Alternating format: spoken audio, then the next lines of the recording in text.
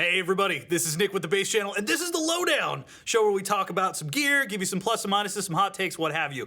Today's gonna be a little biased because this is the Lowdown on my pedal board. I love this thing. It is a boardwalk, if you will, pun completely intended. I'm a dad, sorry. Sorry, not sorry. So like I said, I'm a little biased on all this stuff because these are all the pedals that I've bought and this is what I use through day-to-day shows. Now, my primary band is a three-piece cover band. We do a lot of different tunes, just like bar band kind of stuff. We'll do Skinner, we'll do Sublime, we'll do some modern pop tunes, we'll do some old blues tunes, whatever. We'll even do like some Stevie Wonder, and I need something, not only is gonna sound very good as far as a clean tone, but I occasionally need to duplicate like some keyboard parts and get kind of some synthy sounds. So this is my pedal board, and using these tools at my disposal helps a whole lot. So I'm gonna give you the breakdown. First off, it's gonna start with my Boss TU3 tuner. Now you'll notice over here the Seymour Duncan Studio bass compressor. This is always on. I have it on right now. Generally speaking, I have all these knobs up to 12 o'clock and I add just a little bit of compression. I tell you what, I'll give you a nice clean tone. This is no compression whatsoever. This is everything off.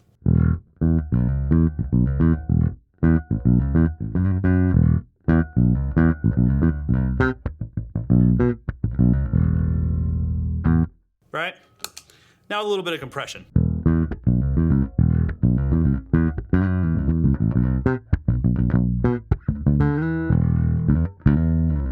So I like having just a little bit of compression. It just tightens everything up. It's not even that you can hear a vast difference like you would with an actual effect pedal, but in a live situation, it just tightens everything up. I feel like I can play a little bit more comfortably. I can play a little sloppier, and it just makes everything sound a little bit more professional. This is my Britney button. This is my Britney Spears button. It makes everything sound a little bit better. So this is always on. Now, as far as the signal chain goes, that has a lot to do with what's happening from pedal to pedal, so I want to dive into that next. First off is my Boss TU3 tuner. This unfortunately just broke on my last gig. It is now just a bypass, unfortunately, so I'm gonna have to get this replaced. I'm thinking about getting like a TC Polytune, one of the mini ones. I'd love to have a little bit more real estate on this board, although I have it pretty well spread out the way I like. I think having one thing that was a little smaller, one thing that I'm not always on and off would be cool. So I'm thinking about that. But yeah, this is my tuner of choice as it stands, but it just broke. So I'm thinking about what's gonna be next. That then goes into my bass Octave Deluxe. I do like a good sub sound, which goes into my bass envelope filter. That then goes into the Boss BF3 Flanger, into the Darkglass Microtubes X7. This has been an awesome tool in my toolbox. I love having this thing in the repertoire for more than just a distortion, and I'll get into that in a bit. That then goes into my MXR Carbon Copy analog delay. I always have the mod switch engaged. If you notice the light is on right now, that's always on. And then that finally goes into the Seymour Duncan Studio bass compressor. Now, the layout of this board changes really frequently. When I started building a board, I was just like, I want to throw a bunch of effects on there. But the more research I did, analog synthesizers actually have the enveloping effect at the end of the signal chain. So if you want to get a really grindy, kind of distorted envelope bass synth sound, you actually want to have that at the end of your chain. But I moved it up to the front just because of cable restrictions, and it was just what was working at the time. So I tell you what, let's just start by hearing some of these effects. Everything I have here is pretty much what I used on the last gig. Now, every gig, I change my settings a little bit due to the size of the room. Really big rooms are gonna respond differently, really small rooms are gonna respond differently, depending upon what amp, what bass I'm using, all is gonna sound different. Today, I'm using the Warwick Adam Clayton signature P-Bass with the Seymour Duncan pickups. I've been using the hell out of this one because we have a little secret experiment that we've been doing with this guy. Cannot say anything yet. There's gonna be a huge video that's gonna come out in a little while, but can't go into details, but I've been using the hell out of this one for that experiment. Now, so this is pretty much as it was set up at the last gig, which I did use this bass the whole gig, and I'll give you a little bit of a rundown. So we'll turn the bass volume back up. So that's clean tone with the compressor. Start with the octave, which I have dry 12 o'clock, growl 3 o'clock, and girth 9 o'clock. Love a little bit of girth. This is, and same thing with the mid switch. I always kick that because I like that little extra mid-range push. This tends to be the stock setting that I always use. So this is this one.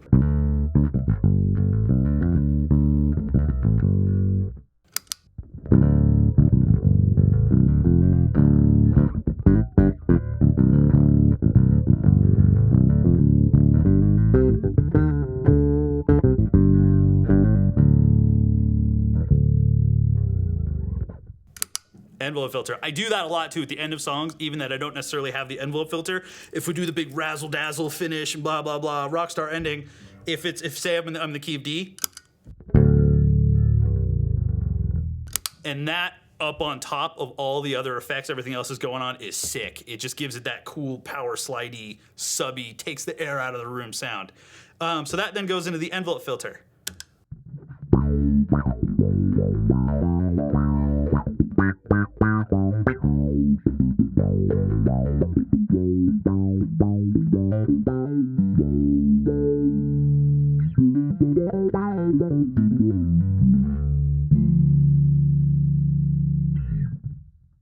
I love this guy. This is one of my all-time favorite pedals I've ever had. 2 knobs are broken. This is evidence that I use the hell out of this thing. 2 of the little knobs, fortunately the pots are not broken, but the little knob covers are broken off. So I have to just feel it out from every gig. Like I was saying, whenever I get to the gig, during sound check, will fiddle with knobs and see what frequency needs to come out or what frequency needs to get squashed. So these I can't actually tell you where they are because I don't really know. I just felt it out to the room. But I tend to have a little bit more of the effect signal versus the dry signal. Sensitivity will move. I like a really subby envelope. I don't like to be super bright because occasionally I do fingerstyle and I want it to be kind of subby and bassy. And then if I do like a slap and pop, I want it to then kick. So if I play gently,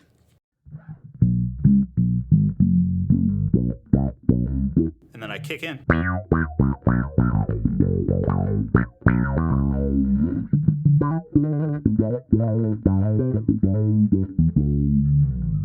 All right, that'll go. But if I slap,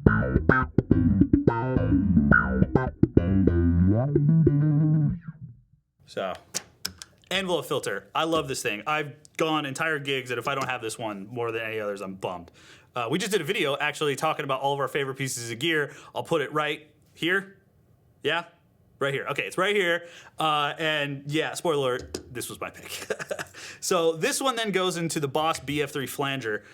More kind of emphasizes that sort of synthy, not bass sound. So it's clean, affected.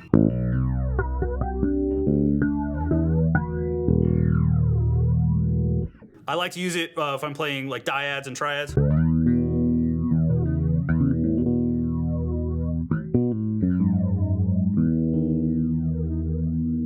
You can just kind of hear stuff going on, a little wateriness, you know?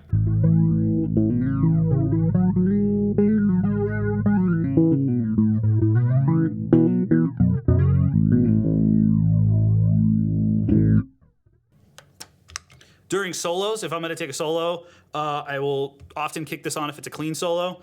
Sometimes I'll kick the envelope filter on if I want it to be a little funkier. I will use this a lot during the clean parts of like Red Hot Chili Peppers tunes, like Under the Bridge. This is all over it. It's all over it. So I like this one.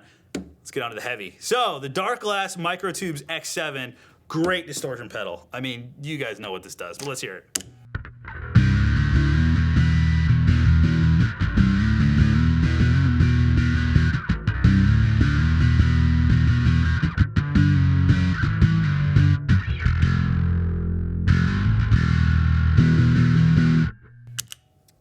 Come on, it's just great. It's great with the dyads, full chord stuff, single note. I like to kick this one on. Now, the reason why I like this one so much is not necessarily for the distortion, which is great. I love it because it's a really awesome DI box.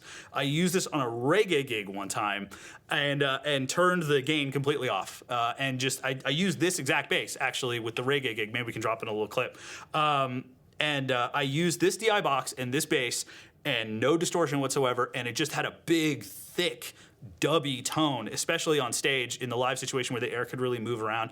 It was great. And I was playing with a guitar player, a woman who plays a Fender Rhodes, I think. There was a trumpet player, there was the drummer, there was the singer. We had another trumpet player jump on at one point during that set. I think there was a trombone player even.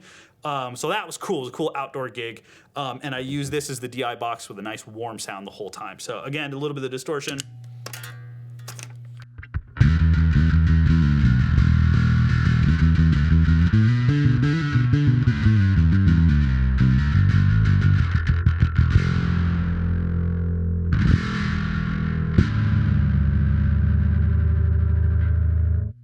pair that sometimes with the sub at the end of a song.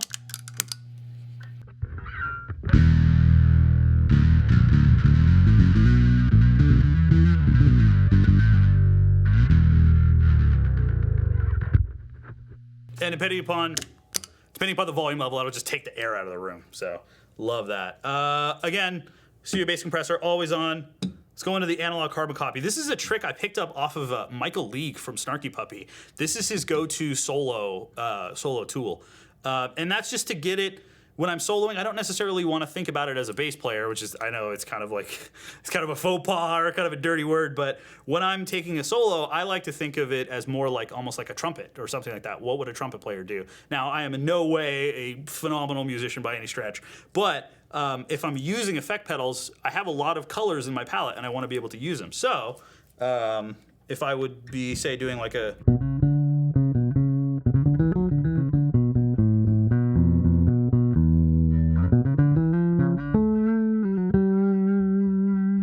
little fret buzz. I could turn that on with a delay.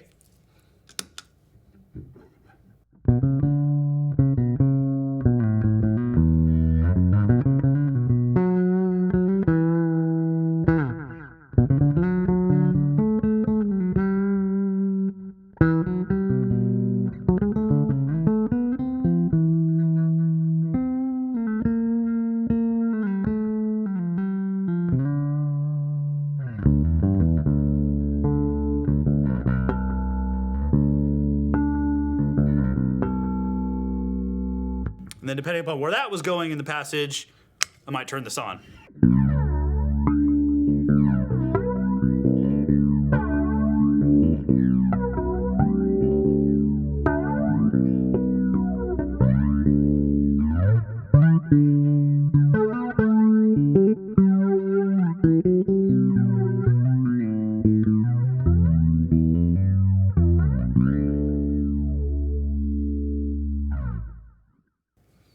So I'm always jumping around.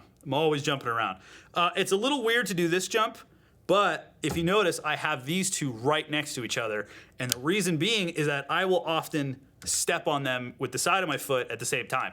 I don't have the Boss ES8, like an effect switcher. There's a bunch of cool effect switchers on the market. I like the Boss ES8 because it not only runs them where you can turn on and off patches, but it runs them all parallel. So it's not like running one pedal into another. You have optimum, like, clean signal for each pedal because it runs them parallel, which is really cool. But I don't have that, so I have to kind of improvise. I'll step on these at the same time. Now there's a part in the set where we'll take 3 different tunes and we'll medley them together. And the first tune is just like kind of a whatever funk tune, kind of gets, you know, cool, funky, straight up, mostly clean, and then I'll kick on the envelope filter. Second song is all envelope filter. Third part in the melody is envelope filter the entire time, and then during the chorus, I'll put on the bass octave. And that's really fun because it just builds and builds and builds. And at the end of this 3-song medley, it finally comes down after having this heavily affected signal. So then when I get out of the effects, I have a clean bass again, and it sounds like a totally different band. Now all of a sudden there's a different band playing, and that all kind of dials into like thinking about these as colors and not necessarily pedals. You know, I don't like to just step on something just because it's there. I want to have a purpose for it. So I tell you what, let's do like a riff, one or the other, and then both of them. So like I'll do something D.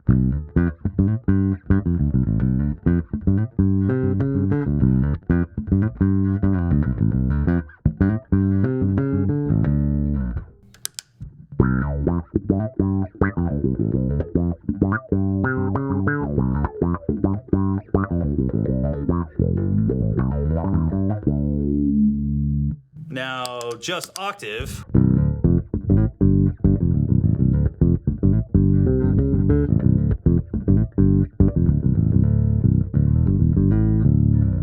Right, and now both.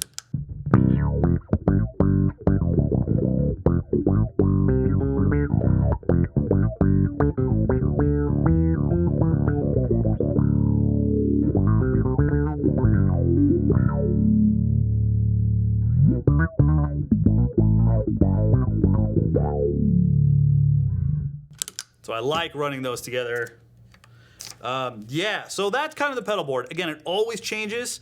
And As a matter of fact, this guy, truth be told, will probably be the next one to come off because I used to have the Boss Phaser. I used to have, what is it, the green one, the PH3. I used to have that, and I didn't know how to use it at the time. It was when I was first getting to effects, and I bought this tuner. I've had this. This was the very first pedal I ever bought.